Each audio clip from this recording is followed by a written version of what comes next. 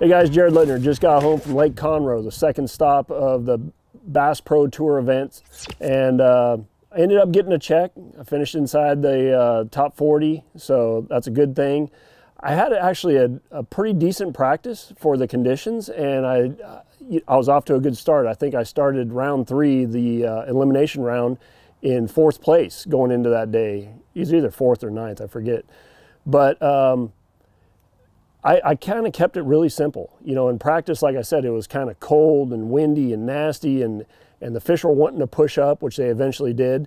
And I just kind of fished how I like to fish, and I expected it to be a little bit better, but based on the conditions overall, I kept it simple. And so I want to go over a few of the products I was throwing, a few baits and techniques. So each morning what I did was I started off again with a Jackall TN 70. This here Spawn Tiger is one of my favorite springtime colors. And I was fishing seawalls, some blown out bridges, you know, off the end of piers, things like that, isolated rock if I could find it. And a big part of that also, along with the speed trap, this is just a basic 1/4 ounce speed trap, Delta Craw color. I kind of use these in combination. I'd fish one in, fish one out. And I also used the Jackall Bling 55, but it seemed like those fish were moving shallower and the Bling was going past them. So that's why I went with the speed trap during the course of the tournament, and I ended up catching some decent quality fish on it. But what I was kind of looking for was like pinch points where these fish were wanting to go and spawn. And so in the morning, it seemed like the reaction bite was pretty good for me. Caught, you know, a few here and there, just running different areas, keying on natural banks or the last dock in a pocket. And that's where I utilize these. I did throw a jig a little bit. I think I weighed maybe 1 or 2, just flipping a jig on some isolated boat docks, but I wanted to cover water.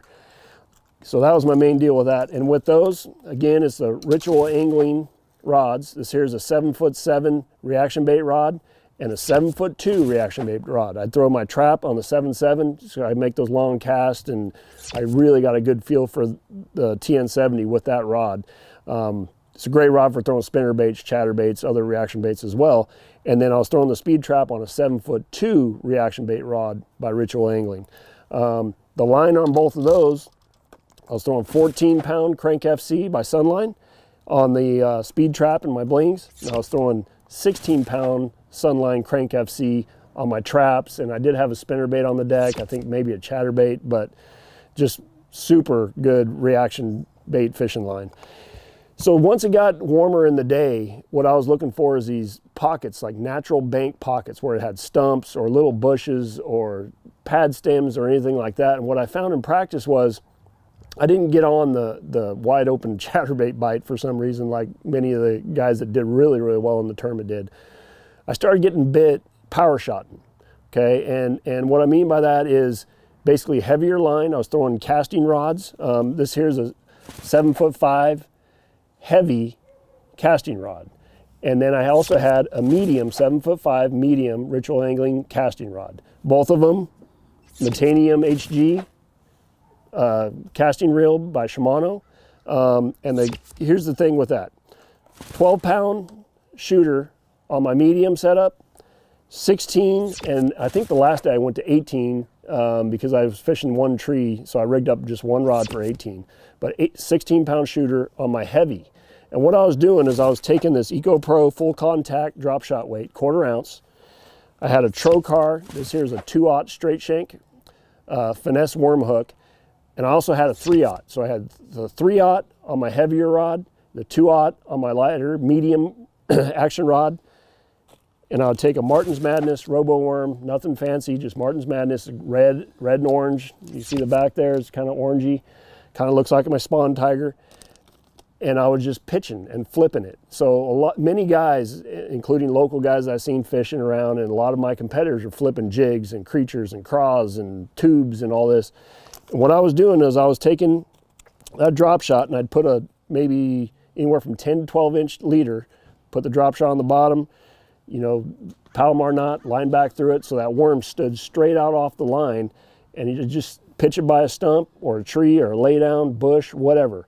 And I just sit there and shake it. And I'm telling you, in practice, I thought I was going to have a top 10 tournament doing that. And I didn't make the right adjustments when the water did get warmer. I figured I could still pick them off, but I think they actually moved shallower than where I was fishing, because about halfway through the elimination period, I'm like, man, I'm not hardly getting a bite. And I had a frog rigged up in my rod locker, 60-pound FX2 braid, dying to be thrown. I rigged it up for Florida and never threw it. Anyway, I took it out of the rod locker, made 2 throws, got bit, caught one, and I had missed a fish right after that, and then never had another bite the rest of the day. So thinking back on it, I wish I would have explored more shallow water. But hey, you know, 2 tournaments in a row, got off to good starts at both the Bass Pro events, and looking forward to heading back to North Carolina. Got the Bassmasters Classic first, but make sure and try this power shotting for sure. You know, it's a different presentation than maybe your local lakes are seeing, and it's going to put some fish in the boat. Make sure and check out all these products at tacklewarehouse.com.